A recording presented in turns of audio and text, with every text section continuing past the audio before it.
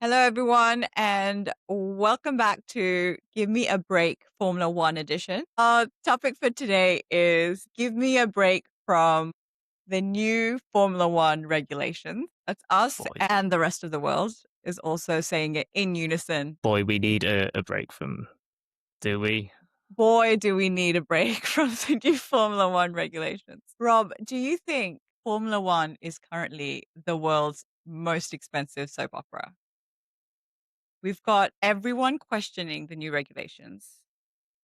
We had Ollie Bearman in a crash in the last race that everyone's pinning on Yeah. the new regulations. Horrible crash. We've got 2 cancelled races. Audi team principal Jonathan Wheatley has resigned, replaced by Benito. Aston Martin is a mess. Adrian Newey has stepped down from his role as principal. Max wants to resign. Kimi is leading the championship as the youngest to ever do it. George is blindsided. There's We've got a a number of lot. dramatic storylines going on concurrently. There's a lot. It's a lot. Which one are you most focused on right now? I mean, the F1 world seems like it's on fire at the moment. So I'm focusing on the good stuff. That is Fernando Alonso. He has just had a child, which is lovely to see for Fernando. You're And like, that's stop how the I'm, drama. yeah, Congratulations, Fernando. Welcome to exactly. the world, baby Fernando. Well, this is the thing. Online, there was a lot of speculation as to what the child's name was called. Or a lot of people thought it was the child was called Fernando Alonso. So it was going to be like having Fernando Alonso potentially on the grid in like 2050. Yeah. But those rumors were squashed, and It was squash. the baby's name is actually Leonard. So Fernando himself on his Instagram, he posted a little F1 press pass for Cute. baby Leonard. So at least there's some good in the world with Fernando at the moment. So I'm sure You he's know, enjoying Rafa's life right son's now. name is Rafael. So Oh, Rafa really? Nadal has got Rafa Nadal Jr. I think that's probably quite like a Spanish thing as well, like a European thing, just to name your child after yourself. After, yeah, So where should we start? Should we start right from the new regulations? So let's go right in. the new regulations has been a background conversation for several seasons now. Last year in particular, it was making quite a lot of headlines in the sense that Hamilton wasn't having the best year with Ferrari, and everyone was saying the regulations are changing, things will be different next year. McLaren had such a strong car, the speed that they were delivering last year, they were just ahead of the curve with the previous regulations. Everyone was like, this is going to change. We've got new regulations next year. And then we've got Adrian Newey, who everyone was saying he's joined Aston Martin, but he's really focused on next year. He's focused on the new regulations. So don't expect any big results in 2025. 2026 is the focus. 2026 is here now. The regulations are in place. It's a mess. It's all over the spectrum. Catastrophe. It's a catastrophe, isn't it? So they say that the objective of the new regulations is so that we can move into a more sustainable way of racing, but also then make it more exciting, allow for more overtaking and race battles throughout the track, and also bring back the boost functionality that existed in previous regulations, but more powerful. Way more powerful. So what we're finding now is that everybody has an opinion and they're varied. We've got the Mercedes team and the Ferrari team who clearly have been able to adapt the regulations the best so far, who aren't complaining. I reckon Mercedes have that big advantage. Other teams are using their engine. You've got McLaren, you've got Alpine, you've got Williams. So that's 3 more teams that are using that Mercedes engine, which Mercedes are getting data for. It's given them a huge advantage on the rest of the, Aston Martin. They're using Honda engines. They're the only team. So they're getting 2 drivers worth of data. Mercedes are getting 8 drivers worth of data. It's a lot, and in these early days, it will give Mercedes that competitive edge. But another competitive edge I think Mercedes have, and it was from when Toto Wolff, he was in Formula E Do you know Formula E, the electric version of motor racing, like fully electric? No, of Formula E, but I've never followed it. Toto Wolff was like years ago, over 10 years ago or so, but he was part of Formula E. And I reckon he has taken his knowledge from there and implemented it into essentially this season. We're at 50-50 on a hybrid power split, so it's electric and fuel based. I think there's another advantage there that Toto Wolff has as a Mercedes team principal over the rest of the field. So yeah, I do think there's a lot of talk within the driver community. They're wanting to have a bigger influence with the regulations, as in like they want to have a bit more of a say in how the regulations are going forward. I can see this month break that we're going to have is going to, there are going to be some sort of changes. Everyone's disgruntled on the grid, and I feel like now there's more traction amongst the drivers, pun not intended, that they're actually going to do something about it. Do Fingers you think crossed. they will do something about it? I just don't see the FIA and the manufacturers being able to, in 5 weeks, agree on something. Firstly, it will require the FIA accepting that something about the regulations isn't quite right and needs adjustment. The main issue that seems like is the cause of contention is the reason why the Ollie Bearman crash happened. The closing speed between the cars is more than it's ever been, and it's very unsafe. Ollie Bearman and Colapinto, Yeah, in the Japanese Grand Prix, when Ollie went off and crashed out, they're saying is like 40 to 50 kilometers per hour difference in their race speed. And right. that's almost twice as much as what you would expect on the track. So will the discussions be focused on just adjusting the regulations to prevent a variance of that scale between two cars at any given point on the track?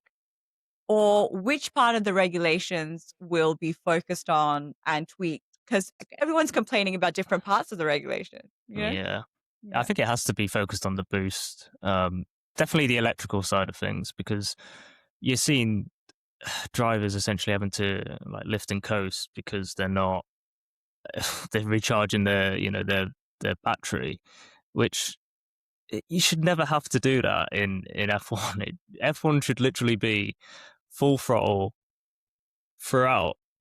I think somewhat like Charles used like the Mario Kart reference. Yeah. He's like, it feels like he's having a blue shell or something, gold star, where you can just zoom past another driver just purely because you have the boost button. But then that obviously leaves you susceptible to other parts of the race when the driver you've just overtaken will overtake you back.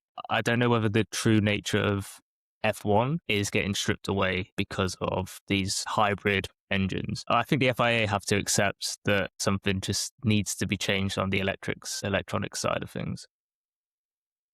Yeah, they've gamified the sport, right? So it's an additional factor to think about. Our drivers are now required to be multitasking even more than ever before. You're focused on your race speed, but you're also focused on when to utilize the boost, and then have in mind strategically when can you then recharge your battery and your boost. And so working with the race engineers and the strategists whilst driving, there's going to be more radio messages than ever. There's going to be like lot more instructions, a lot more strategic play. It's a lot for the drivers to get their head around whilst they're trying to focus on winning the race. Have you seen the buttons on? Have you seen all the buttons on the steering wheel and the amount of times drivers will actually adjust settings? I think it's like 40 or 50, maybe even more times that they're adjusting stuff throughout a lap. That's just one lap. So crazy. So when we now see young Kimi Antonelli, who is leading the World Championship at the moment because he won the last 2 races, but if the regulations are now potentially going to be tweaked and things are going to change, where does that really leave us in terms of feeling like we have an understanding of what the standings are? How much can we trust the current constructor standings and driver standings? We can't really go off what we currently know if it's all subject to change. I don't think we can really take current standings as how the season will pan out. It is funny though that Leclerc and Hamilton in in China had a race battle, just carrying on their own, overtaking each other, having a grand old time on the track. And while it was great to watch, and they certainly enjoyed it, we have a lot of quotes from them saying it's the most fun they've had on track for a very, very long time. It is funny that just racing each other, they forgot they've got to race with the rest of the track. You've got a Mercedes right behind you. There's some commentary to say if Ferrari were more focused on keeping George behind rather than just like having their little fun back and forth, perhaps both of them could ended up on the podium. In China, however, Leclerc did get to the podium. In China was Hamilton on third. Oh, sorry, that's right, that's right. So we had Kimi, George, and Hamilton. Hamilton back on the podium, his first podium with Ferrari. So there's actually an interesting sort of stat. So every time Lewis Hamilton gets his first podium for a new team, he finished third. So the first one in McLaren was his debut in Australia, 2007. He finished third on the podium. Kimi Räikkönen, who was racing for Ferrari at the time, he won. And then he won the World Drivers' Championship that year. Fast forward to when he moved to Mercedes in 2013. Again, got his first podium in Malaysia, and Sebastian Vettel, who was with Red Bull at the time, he finished first and he won the World Drivers' Championship. So, fast forward to this year, and Hamilton's now finished third. Who won? It was Kimi Antonelli. Kimi Antonelli. So, someone's prediction may come to fruition. Yeah, Rob, it's the third race of the year, and George hasn't run away with it yet. No, he's yeah. My prediction. If you haven't seen our predictions in a previous episode of Give Me a Break, go check that out. We'll put a little link. Yeah, we'll put a link in the episode for our previous episode. I'll hide my face and my head in shame. But not shame, in fairness to you, Rob, George Russell started the year as the main contender. Everybody was seeing him as the guy to beat. He had a strong race in Australia, and after the Japanese Grand Prix, it feels like he might actually be concerned and see Kimi as a real threat. Yeah, I mean, I would argue that it's a long season, but we do have 2 less races now. Yeah.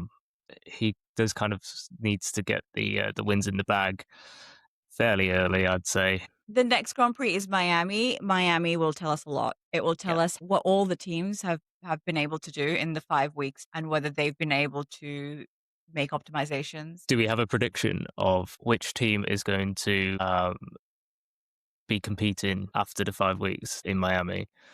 I think we might see a strong return from McLaren. Yeah, that's a good shout. Oscar's already kind of revealed that the McLaren car can compete with Ferrari and Mercedes. I'm going to throw out that Williams are going to actually both finish in the points. Yeah, that's going to be my little prediction for the upcoming race. It's a strong prediction, Rob. Mm-hmm.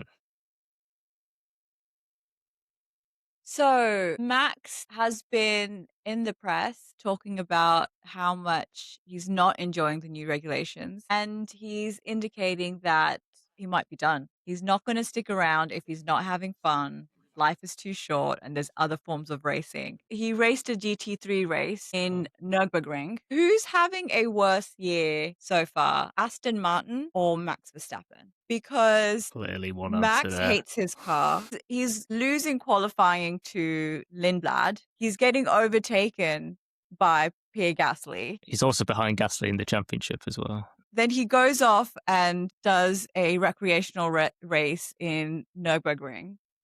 wins it, but then gets disqualified. He's he's kicking journalists out of press conferences. He's not happy and he's not having a good year.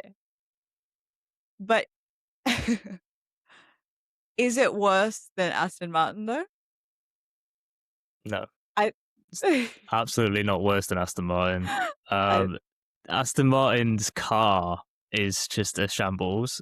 Like, the design of the car and the engine is giving their drivers potential nerve damage. Alonso has had to take his hands off the steering wheel on the straights because the vibrations are just that bad, and yeah. it's not conducive to a good car. Well, in Considering China, Aston didn't he just Martin, stop racing because he's like, he did, it's yeah. yeah. He pulled out, didn't he? I would say at least Max has a working car. He hated his car last year. Let's remember. Like, he's probably been hating his car for about 18 months. And the car is completely different now. But he has been complaining for 2 years, as you said. And Yeah. some would say it's because he's just not dominating. He's just not winning. So would Max's perspective about the new regulations and about his future in Formula One be different if his car was actually good? He's being resistant to change. So he doesn't like that there's the boost element and there's these adjustments that you need to make in the race, and strategy looks different now with conserving energy, using boost, all those things. But if the changes were to click for him and suddenly he's like, I've got it. For instance, if Miami actually goes well for him, would he be as dismissive of the regulations and as negative about his future in Formula One if it was actually just clicking for him? And I think Hamilton made a point similar to this, where he's like, Max has been winning for a long, long time. Because he's not winning at the moment, it could just be that he's unhappy because he's not winning. Kind of like Lewis himself. But in fairness to Lewis, while he was tough on himself, he wasn't just carrying on that he hates it in Formula One and he's got other things in life he could be doing rather than being here, which is what Max Verstappen's statements are giving. You know, like, I've got better things to do. I can't be bothered, kind of, is a sentiment. I find it funny how Hamilton thought Ferrari were going to be the team for him to get him that 8th World Drivers' Championship. I think there was a thing in Drive to Survive where he was basically like, well, I think Ferrari are going to deliver it. I don't think Mercedes can. Here we are, 2026, and Mercedes are basically the best car on the grid. Has he made the right choice? It doesn't look like it. I reckon... Well, I have a theory on that. Okay. I have a theory about Hamilton moving to Ferrari and about his motivations now. Because we know after Abu Dhabi 2021, he obviously feels like he was robbed. It was playing on his mind that I need to win the 8th. And then Hamilton's outside of sport career and profile really started taking off even more so. He's become really big in the fashion world. He hosted the Met Gala. He then got into movie production, and then that Formula One movie with Brad Pitt started getting developed. I think perhaps a shift happened for Hamilton where he's like, maybe my legacy will be more than Formula One. And so moving to both. Ferrari was a part of that profile and brand building, because it's two powerhouse brands uniting, right? And so whether he trusted that Ferrari is going to be the team that gets him the 8th or not, you know, it's debatable. I actually think it was more about that, the unison of the brand and how it takes his profile from already what it is to another level. And it really did. I think perhaps he sees there's a much bigger picture in terms of my legacy. That's my theory. Yeah, I mean, you're not wrong. His profile has increased. My question is, why can't he do both? No, genuinely, like, I think he can, which is why he's still in the sport. Which is why he's still in the sport. I think he's also in the sport because his driving game hasn't dipped. He's still competitive, but I think if you win that 8th, if you focus all that energy into the 8th, then you are the biggest F1 superstar in the history of F1.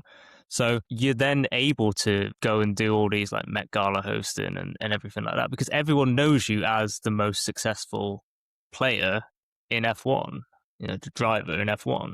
So I think he made a mistake moving to Ferrari, but like you said, it's branding, isn't it? It's marketing for him now. Yeah.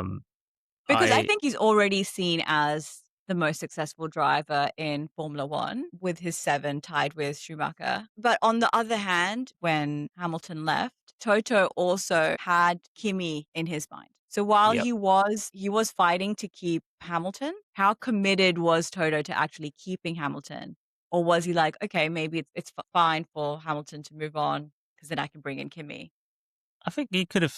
I reckon he would have fended off George Russell. In all honesty, let's face it. Like we've said in the last episode about Toto's golden child is Kimi Antonelli at the moment. Yeah. George Russell seems like he's the Oscar Piastri of this season. It feels very similar in the team dynamics to Yeah. last year's McLaren. There's a lot of Um, parallels. Yeah. yeah, It could still happen. If Max yeah. is so distraught and isn't enjoying his time, the Red Bull car isn't delivering, Toto could restart his poaching conversations with Max's team and be like, I'll bring you on for next season. We'll get rid of George. Then he'll have Max and Kimi, which is his dream team. Yeah, I mean, going back to Max, I do reckon F1 is quite lucky to have him because he will speak his mind. The actions he takes on track and I guess off it sometimes are questionable to the sport. He's a controversial guy. He is a controversial guy, but I do think that F1 is quite lucky to have him, and the FIA see that, and this is why there's probably a good chance that him kicking up such a fuss is going to cause some change this month with the regulations. I'm convinced that the reason why Max is making all these statements is because he wants it to have an influence and see if he can move the needle on any of this stuff by just being vocal about I'm going to leave. Because like you said, Max is a huge draw for Formula 1.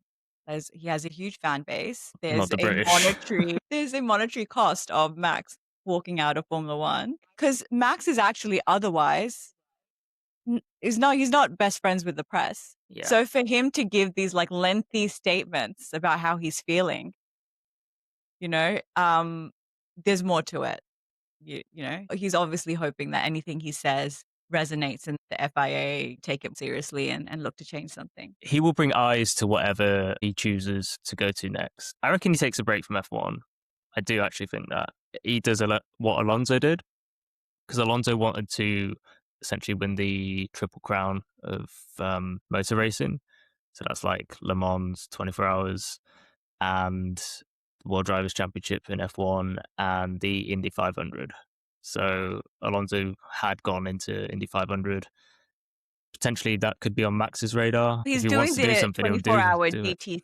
GT3 race Oh, well, coming up.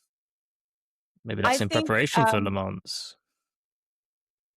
with Max, it's about whether he can find the balance between I don't think this is racing, I don't like this, and what Carlos Sainz is doing, which I think that he's got a really pragmatic approach, where Carlos Sainz is like, I'm going to focus on the parts of the regulation that are truly unsafe, and calling out that closing speed issue. Max, so far, while he is referencing the safety issue, he's more vocal about, I don't like this. This isn't real racing. This doesn't feel like racing. I think regulators and the sport in general should be less susceptible to following through on opinions. It should really just be based on if there actually are safety concerns and so forth that need to be addressed. So it's finding the balance between Carlos Sainz's approach and Max's approach, I think, is where the FIA might look to take any consideration. Okay, why don't we look at our drivers' standings and see who we haven't talked about? Okay, who we got? Leclerc. Leclerc is a great driver. I feel like every season I have a renewed appreciation for Leclerc. He's been dealt a bad situation by Ferrari on way too many occasions. For many years. The fact that he can keep his motivation and still believe that I can win these races is why he ends up on the podium so frequently. Both Ferrari drivers are enjoying this season purely for the fact that they get to race because they've got such a good car at the moment. Do you think Ocon has long in Formula One? Does he make it in? Is he brought He's back just, next year? yeah, I think so. I think he's steady. I actually don't think he's steady at all. I think he's really Oh. unpredictable, and he gets into a lot of conflict on the track. And off it, to be fair. Like Yeah. he's not actually, his teammates, he's never had really good relationships with his teammates. Yeah. Gasly, I think he's Fernando very competitive, Alonso. and it gets the better of him a lot of Yeah, times. yeah. Gasly ahead of Verstappen. It's not what we like to see. I like to see. I like to see that. There's something really disappointing about watching the champions of a sport underperforming, especially when you know that it's not because of their doing, it's because of the equipment.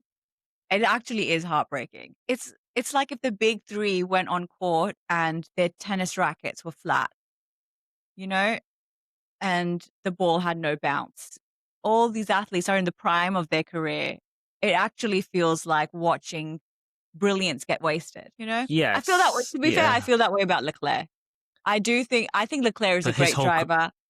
his I whole career rate has been Leclerc wasted. ahead of George Russell. I think Leclerc is of that generation, like the Albons and the Landos, Leclerc, George Russell, all these guys. Leclerc and Carlos Sainz, I feel like are actually the most talented drivers. So I feel the same way about Carlos Sainz being in Williams. Relatively speaking, he had a good season with Williams and ended up on podiums last year. Yeah. In his first year with Williams. But now with the new reg sets and the car being different again, it's kind of back to square one for Carlos Sainz. And it's a shame because he's in the prime of his career. If he was in one of the Mercedes instead of George, we know who would be leading the championship right now. I actually think Carlos Sainz and Leclerc would be more competitive against Kimi. Kimi would not be leading the championship in race 3 this year if his race partner was Leclerc or Carlos Sainz. Yeah. I mean, it's a fair assessment because, I mean, I don't think that George is necessarily elite yet. And I say yet because I do think he can get there. If it was going to happen, it would have happened by now. We all assumed he was there now, which is why we thought he was going to run away with it. The media, the press, fans, everyone thought George is going to run away with it. He's not running away with it. And yes, he's having issues with the car and he's been unlucky. So I won't pin it all on him. And by Miami, we might be seeing a completely different picture anyway, and George might be back to leading again. But building on this theory, last year, if it wasn't Lando in that McLaren, Oscar wouldn't have been so competitive if it was Carlos Sainz in the other McLaren, or if it was Leclerc in the other McLaren. I think that Oscar leading the championship for most of the middle of the year, Lando can't quite get his head right, but just pushing through and only winning by 2 points against Max, who didn't even start the year as the championship contender. Yeah. Or the strongest one anyway. If Sainz or Leclerc were in the McLaren, I think that they would have been leading the championship all the way through. It's a hypothetical. We'll never know. It's a hypothetical. Yeah. It's the only thing we're good at, hypothesizing. Yeah. You know what I heard Will Buxton say? That Cadillac, their spend so far is already up to $1 billion because it includes the fee they had to pay to enter Formula One and be the 11th team. I think 2016 was the last time the grid had 22 cars. Otherwise, it's been 10 teams and 20 cars for the last 10 years. But when you join as an extra team, then apparently Cadillac has to pay all the other teams some kind of surcharge because the prize money gets divided between 11 rather than 10. So Cadillac's upfront, like deposit for just joining Formula One and showing up on the grid. They're down $1 billion and the season has just started. It's not a place you want to be. So going back to our topic for the day, do we want a break from the new regulations? Please and thank you. Yes. 100%. It just doesn't feel like F1 right now. It doesn't feel like the pinnacle of the sport. It just feels like we're figuring out. eh, There could, if it continues for much of the season, there could literally just be an asterisk next to the winner of this season and call it, you know, 2026 new regulations. Yeah. yeah, essentially. I will So, say the part of the regulations that I want a break from is um, the ones that are posing the safety concerns. Once that's resolved, then I want to break from all the negativity and the complaining because the new regulations are working good for some teams. I'm happy for the regulations to continue if everyone can, in good faith and with their best effort, carry on racing. You know, it's the I'm going to quit because I don't like it. Is that is that like a good faith competitive thing to say? You know, it's kind of like, I don't like the rules, I'm out.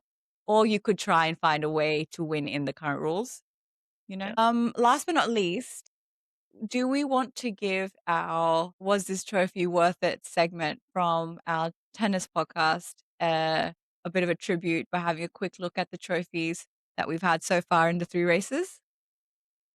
Yeah, why not? Let's have a look at those. Why not? Um, why not? Well, let's start with the Australian Grand Prix, the first race of the year. I have to say right off the bat, this is one of my favorite trophies, not just in Formula 1, in general. It's ba it's Oh, in it general. it's shaped like a car wheel, so it's round. So the one that Let's have a look. Mercedes got is Oh yeah, basically it looks like the Mercedes logo. yeah. It does. Yeah, I like it. I think it's It's very it's cool. it's unique. It's not Looks like a satellite. yeah, it is representative of the sport of F1. It looks like a wheel or a steering wheel. Mm, Um yeah, rate that highly. Um that's a solid one. I'd be happy to win that and go home.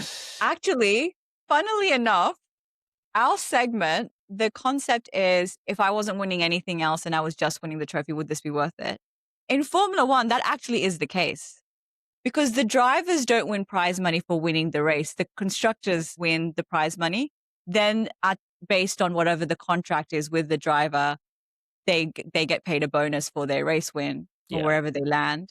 But the driver actually, by getting on the podium, by winning the race, the only thing they do get is the trophy. So actually, this Yeah. segment worked really well for Formula One. Was this trophy worth it? Yes, absolutely. Okay, yeah, so we're rating Australia Grand Prix trophy highly. The next one is Chinese I Grand know. Prix. I'm less inclined to give this one a good rating. At least the one that Kimi Antonelli raised on the podium. There's nothing distinct about it, really. Um, Mm. it looks like a gramophone.